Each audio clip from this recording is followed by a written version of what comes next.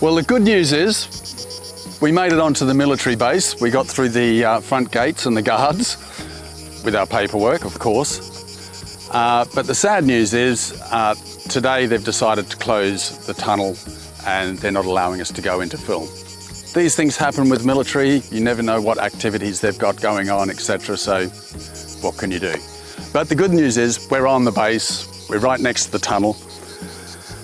And I'll just give a bit of a backstory here. So in 1944, at the end of the Second World War, the communists took power in Albania under the command of Enver Hoxha, who became a ruthless dictator. This government was formed under the protection of the Yugoslavs and also the Soviet Union. But this relationship was very short with both of them. They broke off ties with the Yugoslavs a few years later because Enver Hoxha was very concerned that Albania would be annexed by the Yugoslavs. So he cut off ties with them in 1948. And then with Khrushchev in the Soviet Union becoming a bit more of a revisionist, taking a softer line with communism so that they could live within a mixed global community, Enver Hoxha thought that he was becoming too soft and a revisionist, walking away from the strong Marxist-Leninist communism that he had adopted. So he began cutting off ties with the Soviet Union.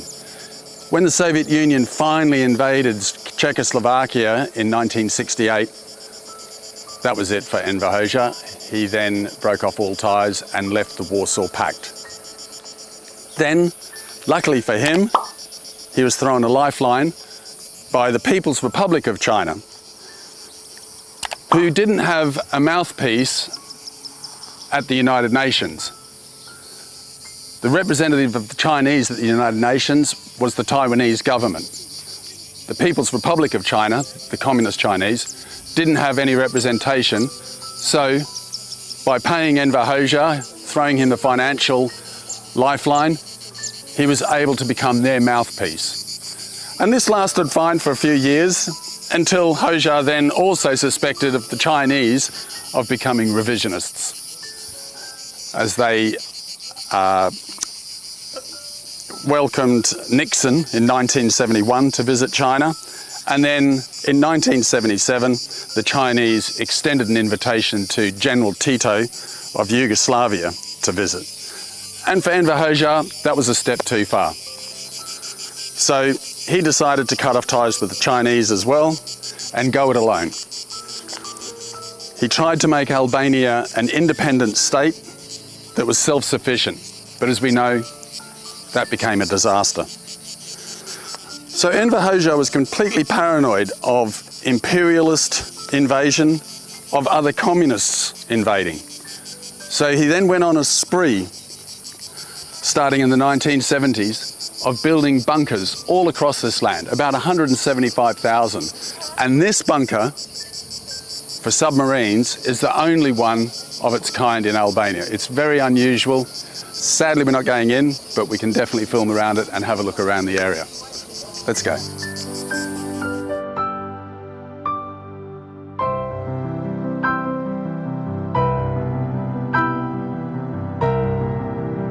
So this bunker is 750 meters long. Massive feat of engineering that goes completely under this headland and opens up with another gate onto the Ionian Sea. So submarines or fast craft could come in this side of the bay, be serviced, refueled, had new ammunition put on them, and then let out straight into the sea on the other side. Very effective, but never really used, because in 1955, when Albania joined the Warsaw Pact, the Soviet Union stationed 12 whiskey-class submarines here with the intention of being able to control and check NATO within the Mediterranean. This worked fine for a few years until Enver Hoxha became concerned about Khrushchev becoming a revisionist, and forced the Soviets to leave Albania. With them, they took 8 of the Whiskey-class submarines, so he was only left with 4. Making it difficult to find parts for the submarines, and with his crumbling infrastructure, these craft pretty much became useless. There's one still stationed in Vlora at Pasha Naval Base. It's decaying. The other 3 have long been scrapped. But this base was used for a short time with the submarines, and they'd come in this side and leave the other side. Enver Hoxha was also very concerned about the proximity of NATO to his maritime border. As we have Corfu just a few miles away, there was an incident immediately after the Second World War with the British Navy when they fired on the British Navy for being too close to their border, and also they then mined the channel there and blew up 2 British ships, and many sailors died because of that. So this proximity to NATO forces also would have determined this base to be built here, especially for fast craft and for submarines, good deterrence for keeping NATO away from him.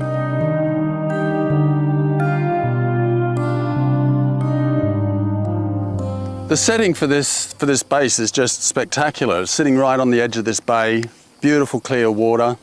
I mean, if you were in the military, this would be a great place to be stationed. And it still is a working military base. There's a lot of naval people walking around. We've been given the correct paperwork to be here, so don't try and come onto this facility just through the fence. And there are a lot of armed guards here. So these large doors were obviously intended to stop any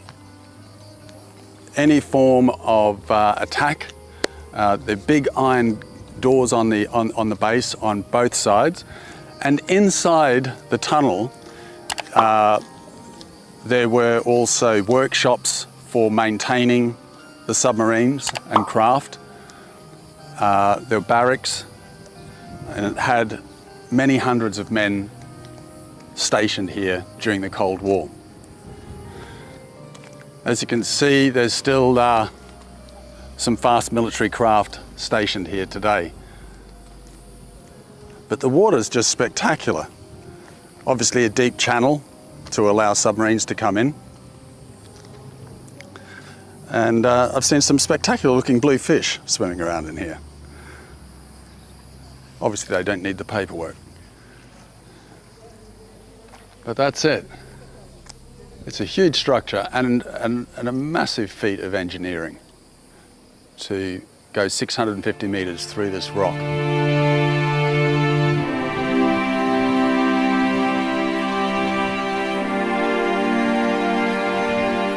And they are big concrete doors.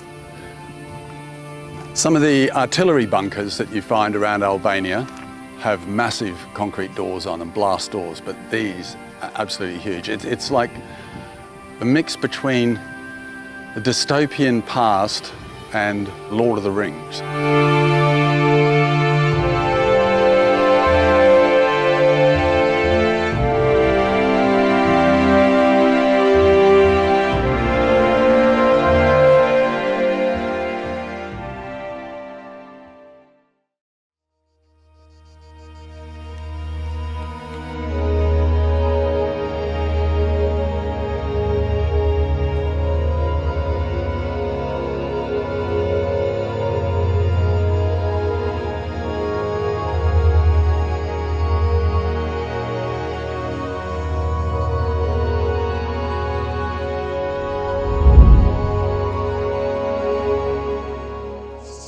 So sitting in the middle of Porto Palermo Bay is a small island connected by a stretch of very thin land.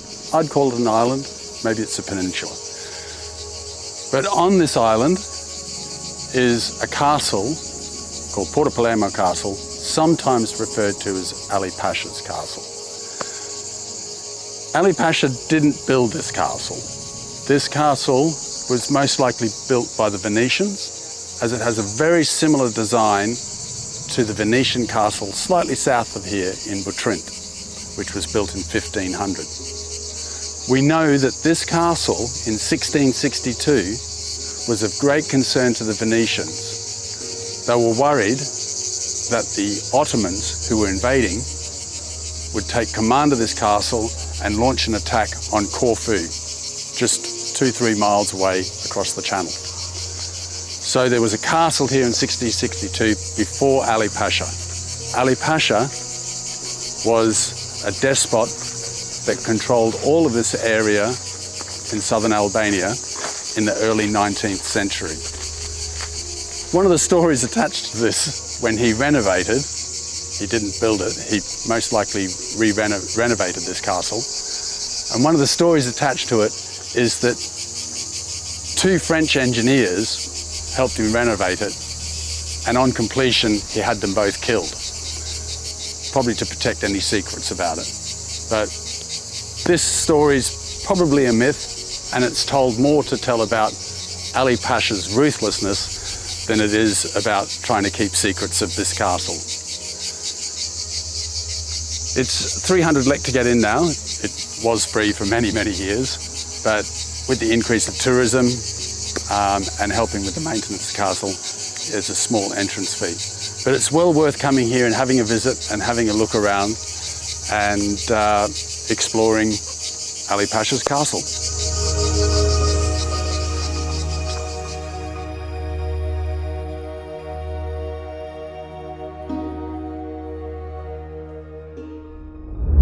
Well, this is quite a transformation.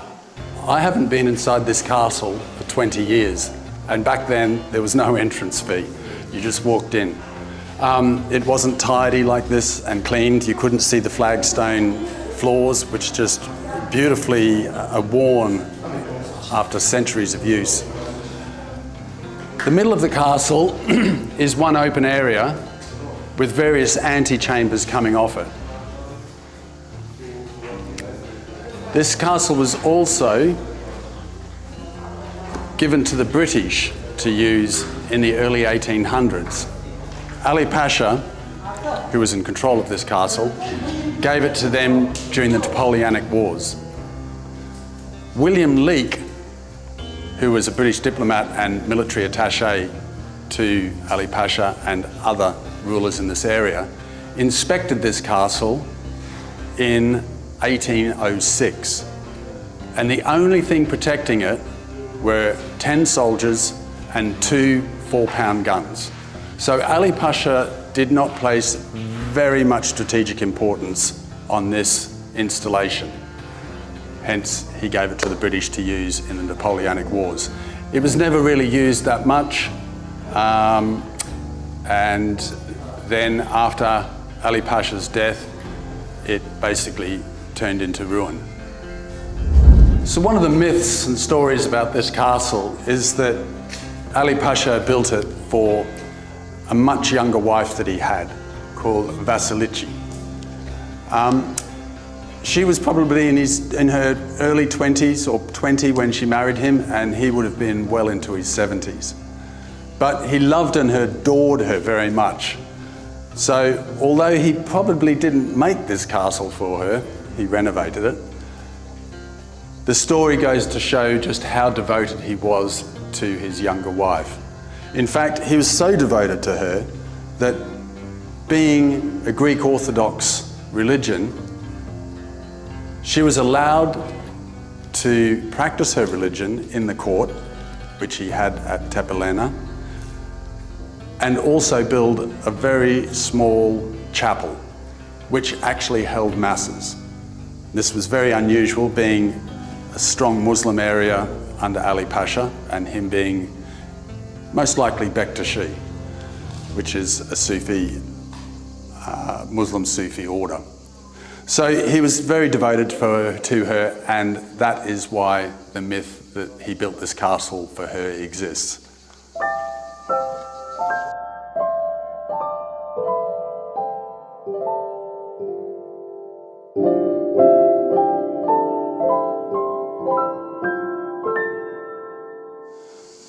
The topography really shows why this castle wasn't built by Ali Pasha Tepelena.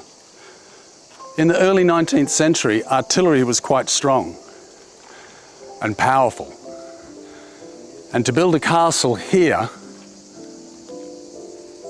would be very dangerous, as the hills behind the castle are very high. Someone could easily place artillery there and take this castle out. So it was obviously built by a maritime people that could service the castle from the sea. Hence why it was most likely originally Venetian, and Ali Pasha merely renovated it.